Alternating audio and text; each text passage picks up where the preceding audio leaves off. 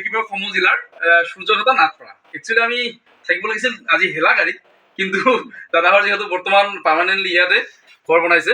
তো যি কি নহওক, মোৰ লগত উপস্থিত আছে, দেখা পাইছে আপোনালোকে, হিমাংশু নাথ, হয় না? এয়া ক্লাছ 7ৰ হিমাংশু নাথ। কোনখন স্কুলৰ হয়? ৰয়েল একাডেমী, বিলাচীপাৰা ৰয়েল একাডেমীৰ হয়। 7ম শ্ৰেণীৰ ছাত্ৰ হিমাংশু নাথ। আজি আমি হিমাংশু নাথৰ ঘৰত উপস্থিত হোৱাৰ এটাই কাৰণ, তেখেত এখন কিতাপ লিখি উলিয়াইছে ইংলিছত। কি নাম আছিল? ডেমক্ৰেসি ইজ নট অবিডিয়েন্স। আচ্ছা, ডেমক্ৰেসি ইজ নট অবিডিয়েন্স। তো যি কি নহওক, আমি গোটেইখিনি জানি ল'ম। প্ৰথমতে আমাৰ সদৌ অসম নাথযোগী ছাত্ৰ সন্থাৰ বিলাসীপাৰা জিলা সমিতিৰ তৰফৰ পৰা এখন এই নাথ জনগোষ্ঠী গামোচাৰে আমাৰ সম্পাদক ধনজিত নাথে সম্বৰ্ধনা জনাই, অভিনন্দন জনাইছে দেই। ডাঙৰকৈ হাত চাপৰি মৰম যাচিছে। বহুত বহুত ধন্যবাদ। হিমাংশুৰ উজ্জ্বল ভৱিষ্যত আমি কামনা কৰিছোঁ। আৰু জানিব বিচাৰিম, হিমাংশুৱে ইমান সৰু কালতে, বৰ্তমান বয়স কত? এয়া হিমাংশুৰ দেউতা চিত্ৰনাথ, 14 বছৰ না? আৰু মাৰ নাম কি আছিল? মীৰা নাথ। তো হিমাংশুৰ বয়স বৰ্তমান 14 বছৰ, আৰু তেখেতে ইংলিছত ডেমক্ৰেসি ইজ নট এভিডেন্স এখন কিতাপ লিখি উলিয়াইছে। এই ধাৰণাটো কেনেকৈ আহিল, ক'ৰ পৰা আহিল? মানে হয়তো এই 14 বছৰ বয়সত বহুতে হয়তো মোবাইলত গেম খেলাত ব্যস্ত, বা তথাপিতো মাকে খুৱাই দিব লাগে বা বহু কিছু কৰিবলগীয়া হয়। কিন্তু এইটো বয়সতে হিমাংশুৱে নিজে নিজৰ বুদ্ধি জ্ঞানত এখন যে কিতাপ লিখি উলিয়াইছে, এয়া বহুত ডাঙৰ কথা। তো যি কি নহওক, আৰু এটা আমাৰ হাতত উপহাৰ আছে। ইয়াৰ উপহাৰ আগবঢ়াব আমাৰ বিনয় দা, বিনয় কুমাৰ নাথ, লগতে ৰাজেন দা আছে। ইয়াতে প্ৰায় 17খনকৈ আমাৰ কিতাপ আছে, জনগোষ্ঠীয় কিতাপ বা অসম সাহিত্য সভাৰ লগত আমাৰ জড়িত বিনয় দা। তেখেতে আগবঢ়াইছে, এয়া হিমাংশু আগবঢ়াইছে দেই কিতাপখিনি, কিতাপৰ টোপোলা, হয় না? ভাল মানুহ হ'বৰ কাৰণে বহুত কিতাপ পঢ়িবলগীয়া হয়। ঠিক আছে, হ'ব, বহুত বহুত ধন্যবাদ। থৈ দিম। এতিয়া আমি জানিব বিচাৰিম, এই যে কিতাপখন লিখি উলিয়াইছা, এইটো কেনেকৈ তোমাৰ সম্ভৱ হ'ল? একচুৱেলি মই এনে ষ্টাৰ্ট কৰিছিলোঁ মোৰ ফ্ৰেণ্ডৰ লগত। মই ক্লাছত বহি ডিছকাছে কৰি থাকোঁ এইবিলাক থিং, ডেমক্ৰেসি, ৰেচনেল থিংকিং, ফিলচফি। তো এদিন মই ভাবিলোঁ এখন কিতাপ লিখোঁ।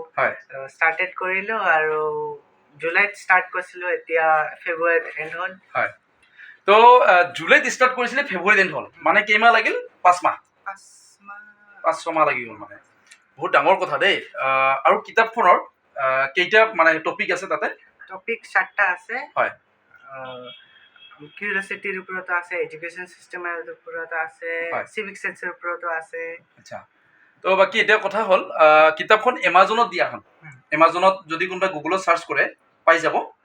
আচ্ছা, তো বাকী কিতাপখন উন্মোচন কৰা হৈ গ'ল, আৰু আৰু আমি আজিহে আহি বাবুক অভিনন্দন জনাব পাৰিছোঁ। আৰু এতিয়া কথা হৈছে, এই কথাখিনি, এইখন কিতাপ মোৰতো এতিয়া উল্টা হৈ যাব যে, এডিট কৰি ল'ম। মোৰ এতিয়া উল্টা হৈ যাব, মানে মোৰ পৰে আৰু ল'ব লাগিব। ডেমক্ৰেসি ইজ নট এভিডেন্স, মই আগবাৰ লৈ ল'ব লাগিব।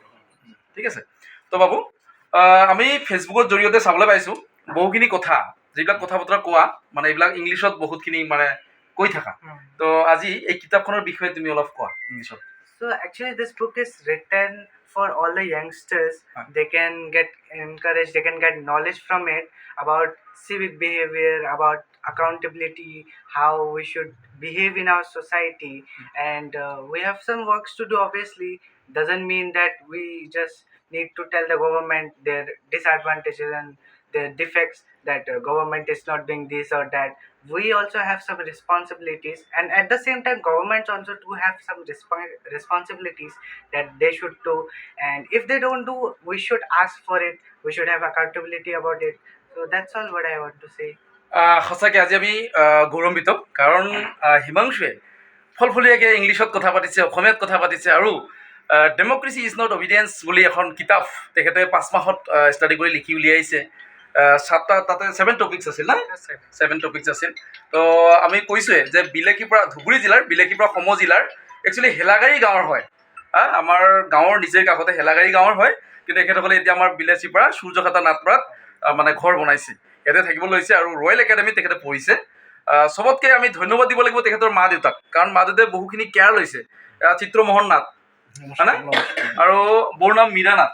হয়, তেখেতসকলে বহু কষ্ট কৰি এটা সম্পদ গঢ়ি তুলি আছে, আৰু লাহে লাহে আগন্তুক দিনত আৰু ভাল হ'ব। বাবুৰ উজ্জ্বল ভৱিষ্যত আমি কামনা কৰিছোঁ। দেৱাদেৱ মহাদেৱৰ ওচৰত প্ৰাৰ্থনা জনাইছোঁ যাতে শৰীৰ ভালে থাকে, হয় না? তেতিয়া মন ভালে থাকিব, তেতিয়া পঢ়া ভাল হ'ব, আৰু তেতিয়া সমাজখনৰ কথা ভালকৈ চিন্তা কৰিব পাৰিব।